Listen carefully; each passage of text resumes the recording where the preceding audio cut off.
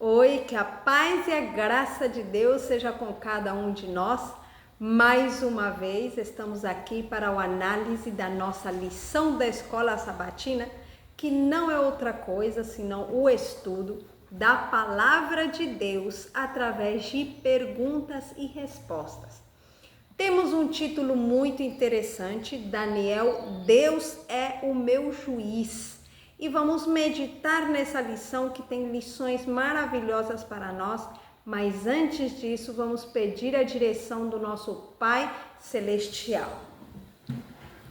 Querido Pai Celestial, neste momento vimos teus filhos diante da tua presença, para te pedir a sabedoria que vem do alto, para compreender a tua palavra, como tu desejas, Senhor, e não como nós queremos. Por favor, dá-nos essa sabedoria, dá-nos o teu Santo Espírito para compreendê-la, em nome de Jesus. Amém.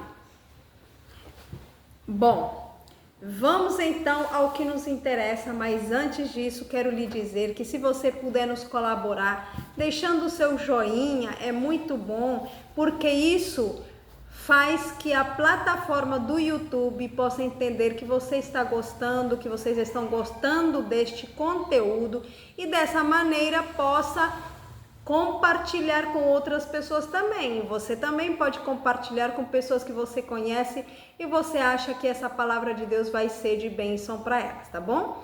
Então o título da nossa lição é Daniel, Deus é meu juiz. Vamos para a nossa introdução e nos diz da seguinte maneira: portanto, quando virdes a abominação da desolação de que falou o profeta Daniel no lugar santo, quem lê entenda. Isso está em Mateus, capítulo 24 e o versículo 15.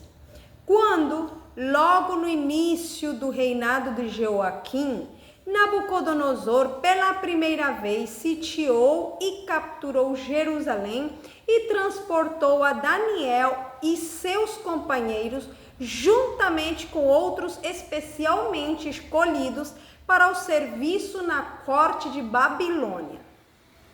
A fé dos cativos hebreus foi provada ao máximo, mas os que tinham aprendido a pôr a sua confiança nas promessas de Deus verificaram que estas eram todos suficientes.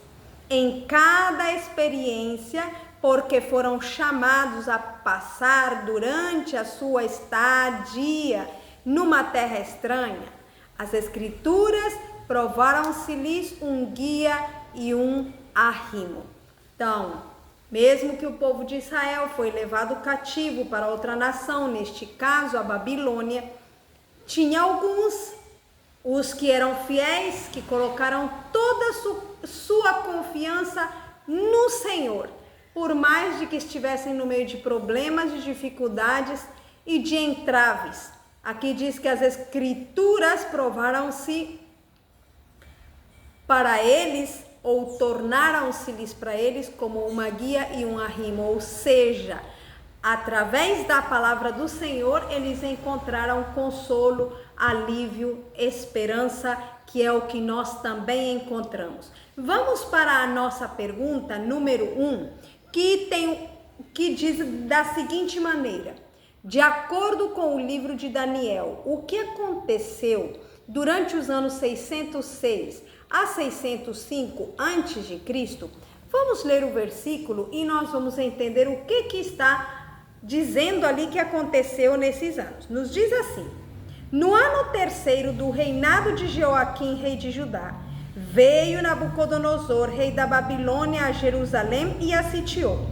E o Senhor lhe entregou nas mãos a Jeoiaquim, rei de Judá, e uma parte dos vasos da casa de Deus, e ele os levou para a terra de Sinar, para a casa do seu Deus, e os pôs na casa do tesouro do seu Deus. Então disse o rei a Aspenaz, chefe dos seus eunucos, que trouxesse alguns dos filhos de Israel, dentre a linhagem real e dos nobres. Então, o que aconteceu? Lá está dizendo que nesse tempo, Jeoiaquim, rei de Judá, ele diz que veio Nabucodonosor, rei da Babilônia, e pegou Jeoiaquim, né, que era o rei de Judá, e o levou preso, né? E além do mais, não foi somente o rei, foi também jovens da descendência real, nobres, eles também foram levados cativos. Vamos agora ver outro versículo em 2 Crônicas, capítulo 36, versículo 5 até o 7, que nos diz da seguinte maneira: Tinha Jeoiaquim 25 anos quando começou a reinar, e reinou 11 anos em Jerusalém, e fez o que era mal aos olhos do Senhor seu Deus. Contra ele subiu Nabucodonosor, rei da Babilônia, e o amarrou com cadeias a fim de o levar para a Babilônia. Também alguns vasos da casa do Senhor levou Nabucodonosor para a Babilônia e pô-los no seu templo em Babilônia.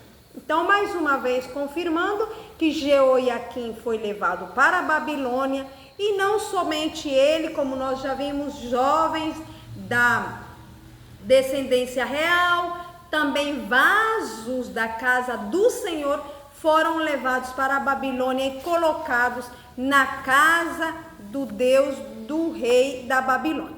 Vamos ler agora um parágrafo da nossa pergunta número 1, que nos diz da seguinte maneira: Daniel colocou-se numa relação correta para com Deus e as circunstâncias e oportunidades externas.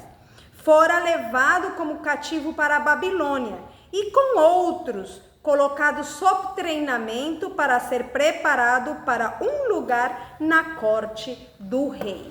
Então Daniel, junto com seus companheiros também, nós sabemos, eles foram para lá, e aí eles foram colocados em um treinamento para que eles fossem preparados para estarem dignos de estar na presença do rei, em outras palavras, como funcionários do rei. Vamos agora passar para a nossa pergunta número 2, depois nós vamos ir analisando o que nós aprendemos através destas perguntas para a nossa vida espiritual.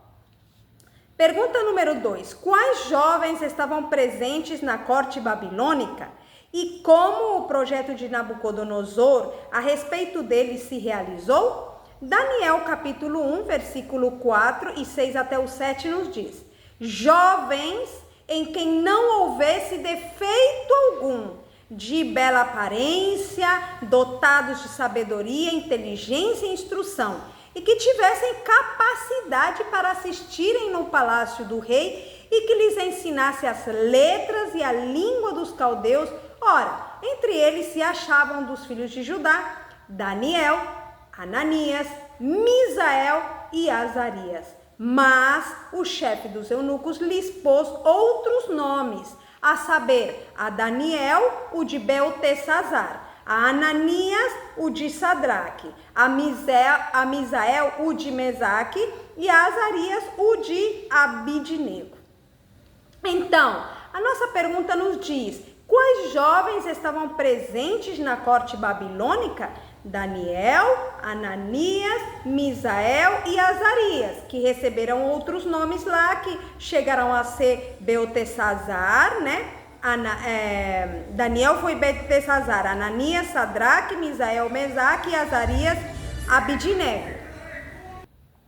Perdão pelo barulho, que às vezes aqui aparecem carros que fazem o barulho, mas continuamos. Dando continuidade, o parágrafo da nossa pergunta número 2 nos diz: entre os que se mantiveram obedientes a Deus estavam Daniel e seus 3 companheiros, nobres exemplos do que os homens podem tornar-se quando unidos com o Deus de sabedoria e poder.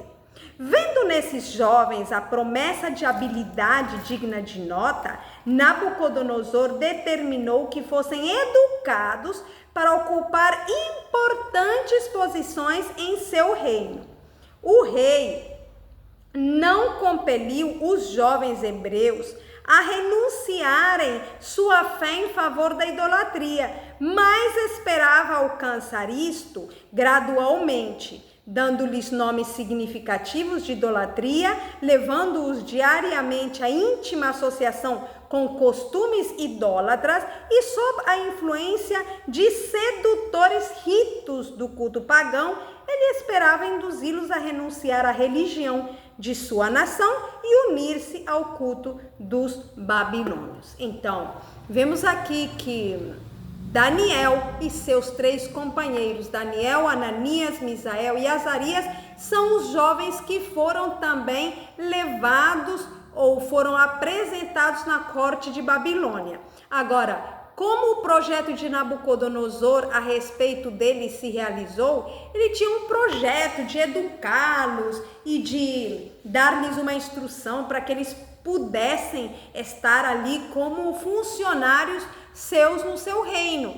E nós vemos algo muito interessante aqui na última parte da nota, que diz que ele não os forçou a pegar a religião dele, mas ele quis fazer isto gradualmente. E muitas vezes é assim também que o inimigo age na nossa vida. O inimigo estava usando, aquele rei, ele esperava gradualmente tentar aqueles jovens para saírem da presença do Deus verdadeiro e irem para a idolatria.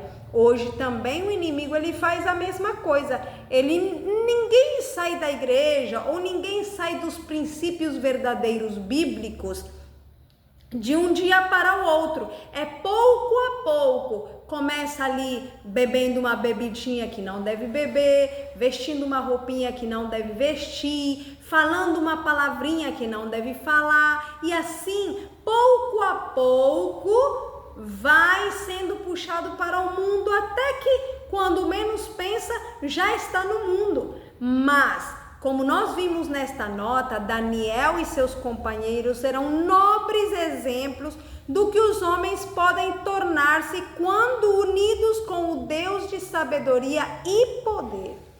Mesmo que o mundo estava atraindo estes jovens assim, eles se conectaram totalmente com Deus a ponto de não deixarem que o mundo os atraísse. Vamos para a pergunta número 3. Que dilema eles enfrentaram e o que decidiram? Vamos então ler o nosso versículo, que está no livro de Daniel, capítulo 1, o versículo 5, e depois vamos ler também o versículo 8 e o 9, que nos diz: E o rei lhes determinou a porção diária das iguarias do rei e do vinho que ele bebia, e que assim fossem alimentados por 3 anos, para que no fim destes pudessem estar diante do rei. Daniel, porém, propôs no seu coração não se contaminar com a porção das iguarias do rei, nem com o vinho que ele bebia.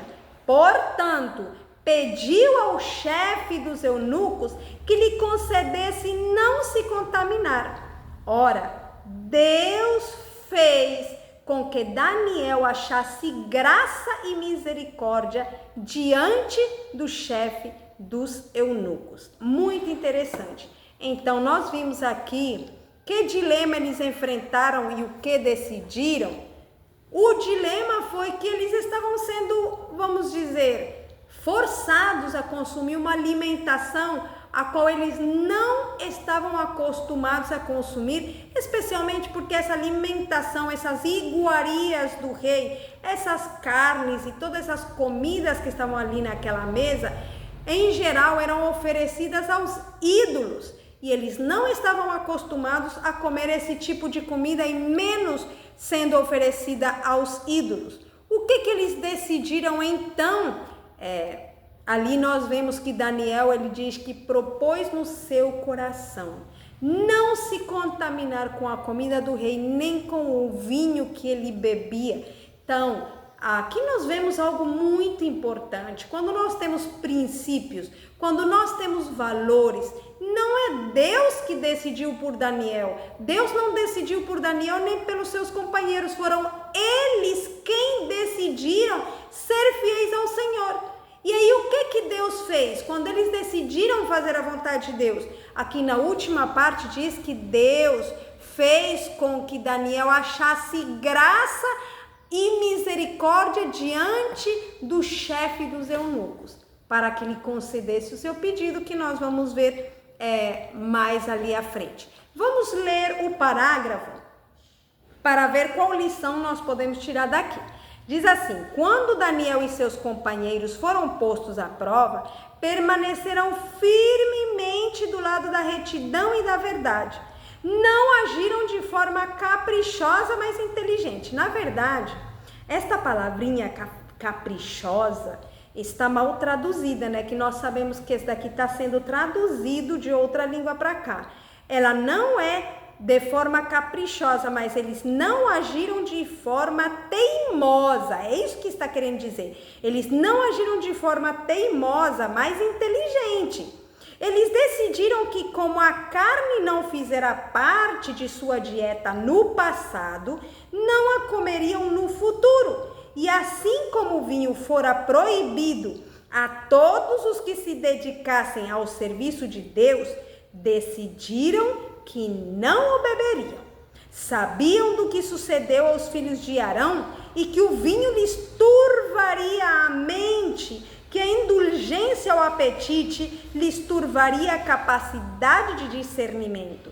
Esses detalhes foram registrados na história dos filhos de Israel como um aviso para que todo jovem rejeitasse todos os costumes, práticas e indulgências que pudessem de alguma forma desonrar a Deus.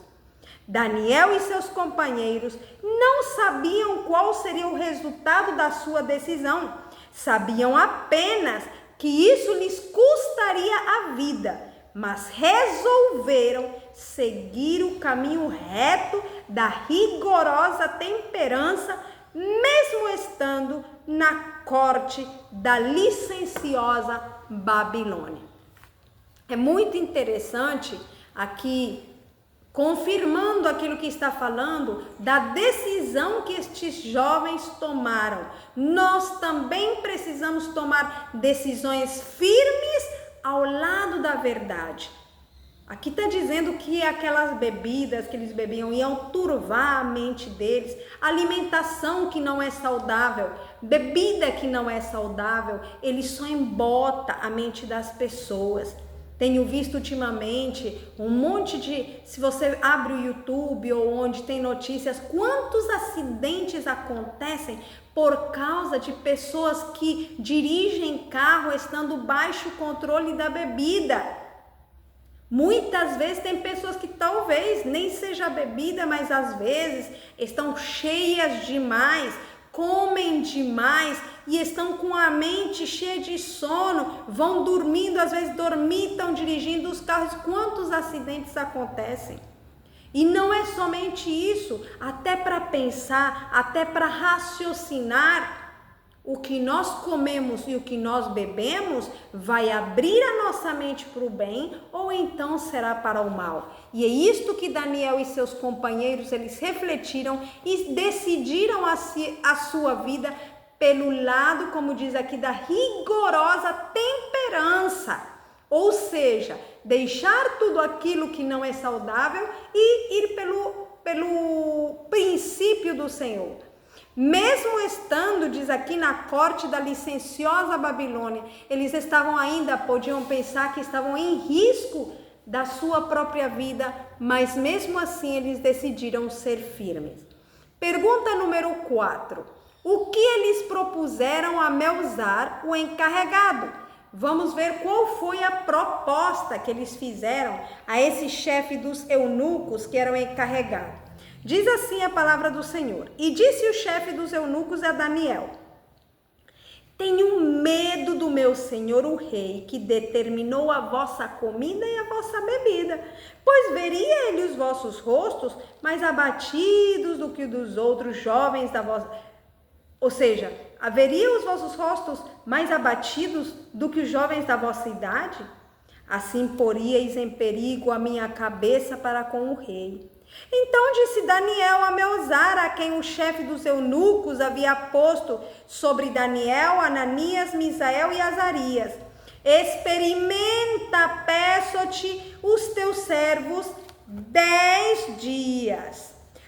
que se nos deem legumes a comer e água a beber. Então se examine na tua presença o nosso semblante e o dos jovens que comem das iguarias reais, e conforme vires, procederás para com os teus servos. Assim ele lhes atendeu o pedido e os experimentou 10 dias. Então, que interessante. Qual foi a proposta? Faça uma experiência durante 10 dias. Dê-nos legumes a comer e água a beber. E depois desses 10 dias, compara o nosso rosto com o rosto daqueles que comeram de todas as iguarias do rei. E aí, depois disso, você vai poder proceder de acordo com o resultado que você veja nos nossos rostos. O parágrafo nos diz: aquele oficial viu em Daniel bons traços de caráter. Viu que ele se esforçava para ser gentil e prestativo, que suas palavras eram respeitosas e corteses, e que ele era dotado das virtudes da modéstia e da humildade. O bom comportamento do jovem foi o que lhe granjeou o favor e a afeição do príncipe. O parágrafo continua dizendo: Daniel não agiu precipitadamente ao tomar essa decisão. Ele sabia que quando fosse chamado perante o rei, a vantagem de uma vida saudável seria evidente. O efeito seguiria a causa. Daniel disse a Melzar, o encarregado dele, e de seus companheiros: por favor, faça a experiência de seus servos por 10 dias. E nos dê vegetais para comer e água para beber. Daniel sabia que 10 dias seria um período suficiente para demonstrar os benefícios da temperança. Depois de fazer isso, Daniel e seus companheiros ainda fizeram outra coisa. Não escolheram companheiros dentre aqueles que eram agentes do príncipe das trevas. Não se juntaram à multidão na prática do mal. Eles buscavam a amizade de Melzar e não havia atrito entre eles. Buscavam seus conselhos e ao mesmo tempo o instruíam com a sabedoria do seu comportamento. Que interessante. Então, tem duas coisas que esses jovens fizeram e que é muito importante, não é só para os jovens, mas também para nós os adultos, tomarmos decisões como essas. Primeiro, decidiram se colocar do lado da verdadeira temperança, ou seja, de cuidar seus corpos, de comer e beber somente aquilo que era saudável e aquilo que se conformava com a vontade de Deus. E segundo, não escolheram companhias que eram do agente das trevas. Às vezes nós achamos que somos tão fortes que começamos a andar com aquele tipo de pessoas que não querem saber nada com a verdade, que não querem saber das coisas de Deus. Então, nesse momento, nós nos vemos inibidos, ou seja, como apagados, e muitas vezes a gente acaba tendo vergonha de expressar a nossa fé nesses meios. Então, como é que podemos escolher esse tipo de amizades? Nós devemos tratar a todo mundo bem e cortesmente, mas a amizade devem ser pessoas que realmente vão nos ajudar a progressar, a nos desenvolver como filhos de Deus. Tem algo também aqui no paragrafinho muito interessante que dizia assim, que Melzar, né, que era aquele encarregado dele, ele não era da igreja, vamos dizer, ele não era da religião judia, mas ele era uma pessoa sábia. Ele também tinha bons conselhos. Aqui diz que estes jovens procuravam conselhos em Melzar, porque Melzar tinha um conhecimento da Babilônia que eles não tinham. Aí eles buscavam alguns conselhos dele e ele também aprendia com o comportamento deles. Olhem que interessante, tem pessoas às vezes que são do mundo, né? Mas são pessoas que são sábias, que gostam de aprender as coisas de Deus e que elas não recusam fazer a vontade de Deus. Então, é uma oportunidade para nós, com o nosso comportamento, mostrar a essas pessoas que somos filhos de Deus.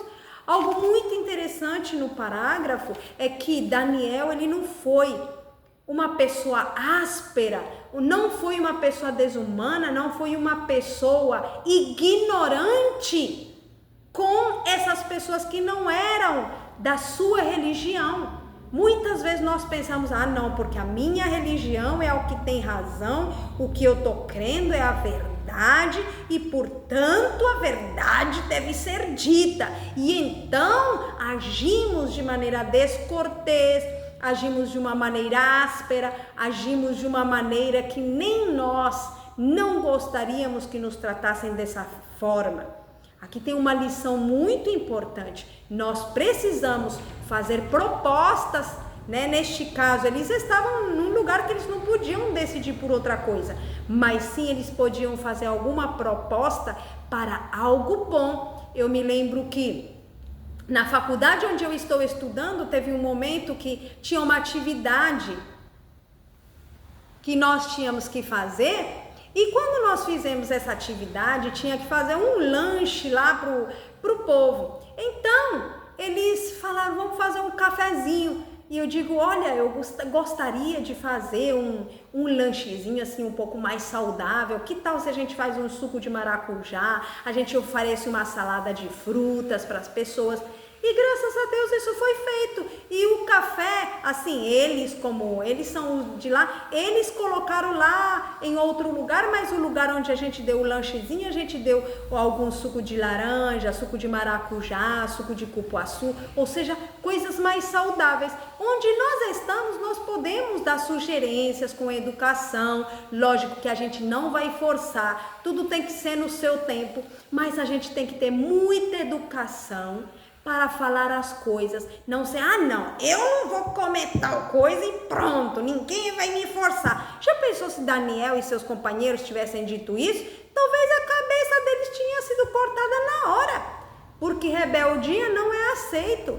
Mas no momento, quando a gente age com cortesia e com educação, outra coisa é o resultado.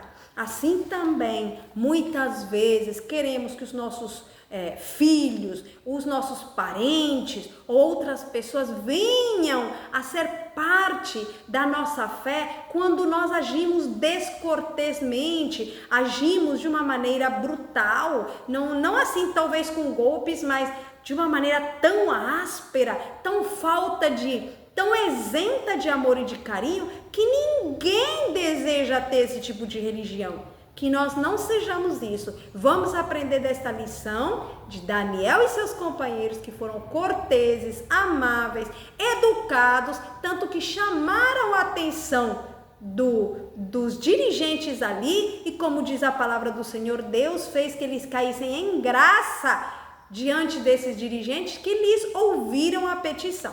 Pergunta número 5. Quais foram os resultados? Agora nós vamos ver aqui no livro de Daniel, vou ler as partes mais importantes. Capítulo 1, versículo 15 diz: e ao fim dos 10 dias apareceram os seus semblantes melhores, e eles estavam mais gordos do que todos os jovens que comiam das iguarias reais. Lá na frente, no versículo 17 diz: Deus lhes deu o conhecimento e a inteligência em todas as letras e em toda a sabedoria. E Daniel era entendido em todas as visões e todos os sonhos.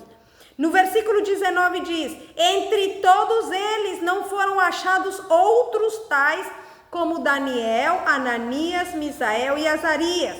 E lá no versículo 20 diz: o rei os achou 10 vezes mais doutos do que todos os magos e encantadores que havia em todo o seu reino. Que interessante. Então, quais foram os resultados? Melhor saúde, os seus semblantes pareciam melhor, mais capacidade mental para pensar, para raciocinar, eram mais inteligentes. Não foi pouco, não foi 1, 2, 3 vezes mais inteligentes, foi 10 vezes mais inteligentes do que todos os magos e sábios que haviam no reino da Babilônia. Esse é o resultado que Deus também promete para todo aquele que, como Daniel e seus companheiros, decide obedecer e fazer a vontade de Deus. O parágrafo nos diz da seguinte maneira: quando os 4 jovens hebreus estavam sendo educados para a corte do rei da Babilônia, não imaginaram que a bênção do Senhor fosse um substituto para o esforço determinado exigido deles. Eram diligentes em seus estudos, pois reconheciam que pela graça de Deus, seu destino dependia da sua própria vontade e ação. Tinham que dedicar toda a sua capacidade à obra e, por meio de uma aplicação severa e contínua de suas faculdades, aproveitar ao máximo as oportunidades de estudo e trabalho. Enquanto esses jovens trabalhavam em sua própria salvação, Deus operava neles tanto querer como efetuar segundo a sua boa vontade. Aqui, as condições para o sucesso são reveladas. Para nos apropriarmos da graça de Deus, devemos fazer a nossa parte. O Senhor não se propõe fazer por nós nem o querer, nem o efetuar. Ele concede sua graça para que o querer e o efetuar sejam operados em nós, mas nunca como um substituto para os nossos esforços. Nossa alma deve estar disposta a cooperar. O Espírito Santo, ele opera em nós para que possamos desenvolver a nossa salvação. Esta é a lição prática que o Espírito Santo procura nos ensinar. Creio que está claro. Pergunta número 6. Que relação existe entre o corpo e a mente? Romanos 12, 1 e 2 diz: rogo-vos, pois, irmãos, pela compaixão de Deus, que apresenteis os vossos corpos como um sacrifício vivo, santo e agradável a Deus, que é o vosso culto racional. E não vos conformeis a este mundo, mas transformai-vos pela renovação da vossa mente, para que experimenteis qual seja a boa, agradável e perfeita vontade de Deus. O parágrafo nos diz: como no caso de Daniel, na exata proporção em que o caráter espiritual se desenvolve, as faculdades intelectuais aumentam. Então, que relação existe entre o corpo e a mente? Na verdade, vamos dizer, a mente também é a parte espiritual ali, né? Mas o corpo está separado da mente? Não, aquilo está em conjunto, tem que estar junto. Inclusive, estes dias, estudando na faculdade, a gente está estudando a parte do cérebro. E ali nós estamos vendo que tem as partes, estruturas do nosso cérebro que são as que comandam os nossos sentimentos, que dirigem os nossos sentimentos, nossas emoções, nosso comportamento, né? As ações, o movimento do nosso corpo.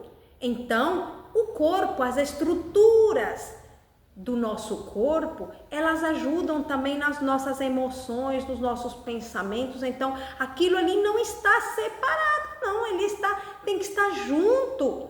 Se o corpo, se o cérebro é atingido, vamos dizer que alguma parte é estragada, eu não vou pensar direito.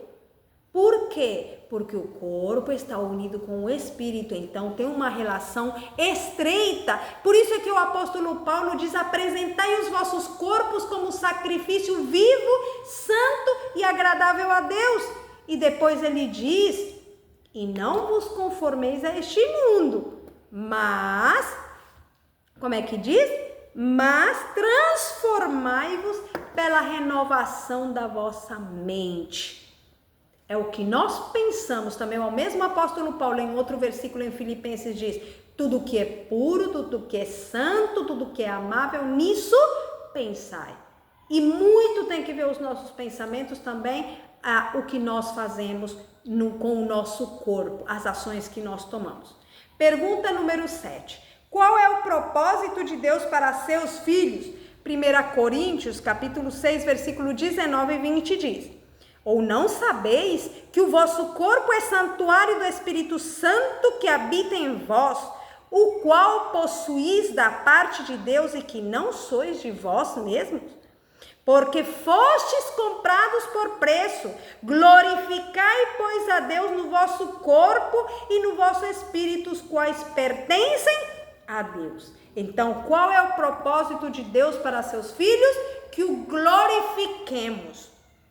É o nosso corpo, com essas mãos, com esses olhos, com esses ouvidos, com esses lábios que nós temos, e também no nosso espírito.